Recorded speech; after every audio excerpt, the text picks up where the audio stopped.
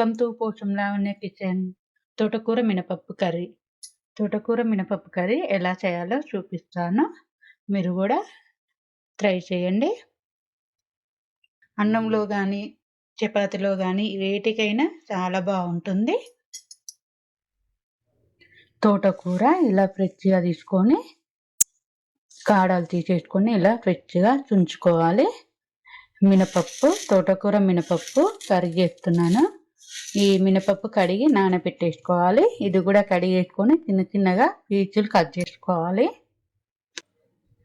కడిగి పెట్టేసుకొని చిన్న చిన్నగా పీచులు కట్ చేసుకున్నాను. తోటకూర పప్పు ముందుగానే నానబెట్టేసుకోవాలి. కరివేపాకు, కొత్తిమీర, పచ్చిమిర్చి 2 చిన్న చిన్న ముక్కలు కట్ చేసుకోవాలి. ఎండుమిర్చి కూడా, అలాగే ఉల్లిపాయలు 1 పెద్ద సైజు ఇలా చిన్న చిన్న ముక్కలు కట్ చేసుకోవాలి. దానికి తగ్గట్టుగా ఉల్లిపాయలు తీసుకోవాలి.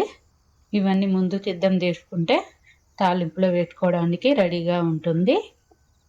ముందుగా స్టవ్ వెలిగించి కుక్కర్ పెట్టేసుకోవాలి. బౌల్ వేడెక్కిన తర్వాత 1 టేబుల్ స్పూన్ ఆయిల్ వేసుకోవాలి. ఆయిల్ వేడెక్కిన తర్వాత తాలింపు గింజ ముందుగానే రెడీ చేసుకోవాలి.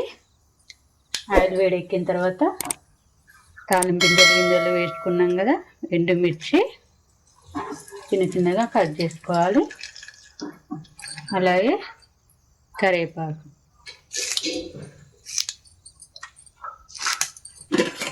చిట్టపట్టలాడుతుంది కాబట్టి మూత పెట్టేసుకోవాలి. అలాగే పచ్చిమిర్చి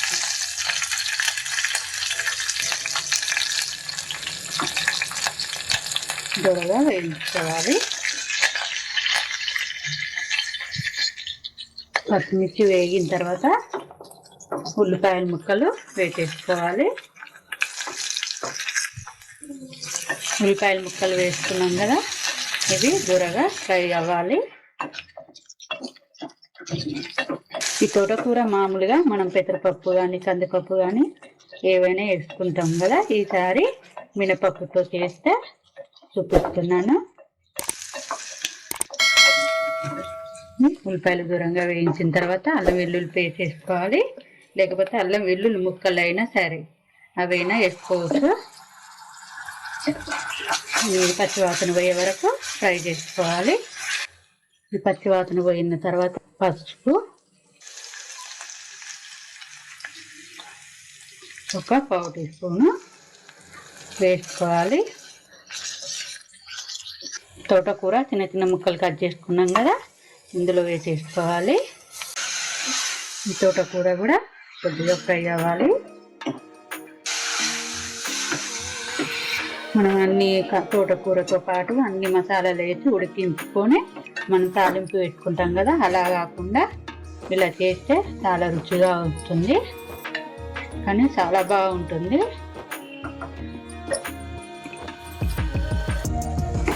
ఒక 2 నిమిషాలు అలా ఉంచేసుకోవాలి.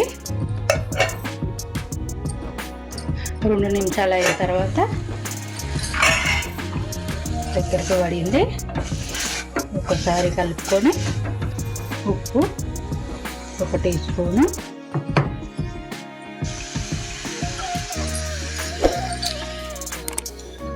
కారం 1 టీ స్పూను, పచ్చిమిర్చి వేసాను కాబట్టి ఈ ఆకుకూరలలో బాగా పడుతుంది కాబట్టి వేసుకోవాలి. అలాగే మినపప్పు నానబెట్టేసుకున్నాం కదా, ఈ వాటర్ అంతా ఉంపేసి ఇందులో వేసేసుకోవాలి. ఇదే వాటర్ కూడా పోసేసుకోవచ్చు, ఫ్రెష్గా వాటర్ కాబట్టి.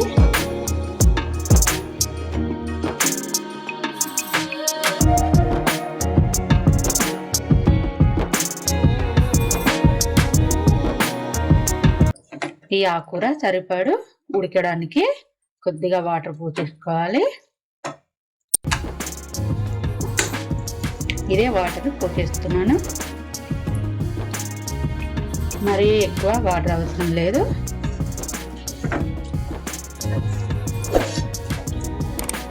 ఇది ఉడికే లోపల మళ్ళీ వాటర్ పడుతుంది కాబట్టి కొద్దిగానే పోసుకోవాలి. మనం కొత్తిమీర కాడలు ఉంటాయి కదా, ఆ కాడలు కూడా వేసేసుకోవాలి.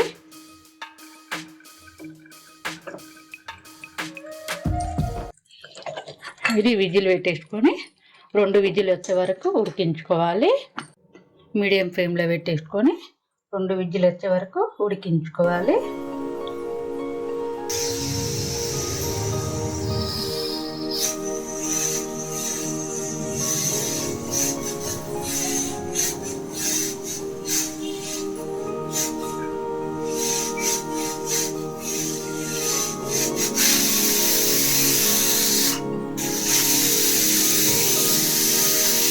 రెండు విజిల్ వచ్చే వరకు స్టవ్ ఆఫ్ చేసుకోవాలి. వెంటనే విజిల్ తీయకూడదు, ఆ వేడి అనేది లోపల ఉడుకుతుంది కాబట్టి వెయిట్ చేయాలి. ఒక 5 మినిట్స్ వెయిట్ చేసుకోవాలి. విజిల్ అయిపోయిన తర్వాత విజిల్ తీసాగానే మూత తీసుకోవాలి. బాగా ఉడికిపోయింది.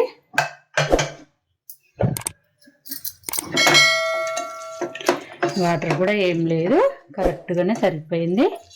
ఇందులో కొత్తిమీర వేసేసుకోవాలి.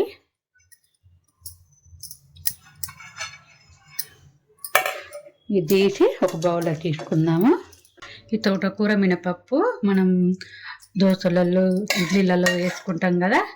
ఇప్పుడు తోటకూర మినపప్పు కర్రీ చేశాను, చాలా రుచిగా ఉంది. మీరు కూడా ఒకసారి ట్రై చేయండి.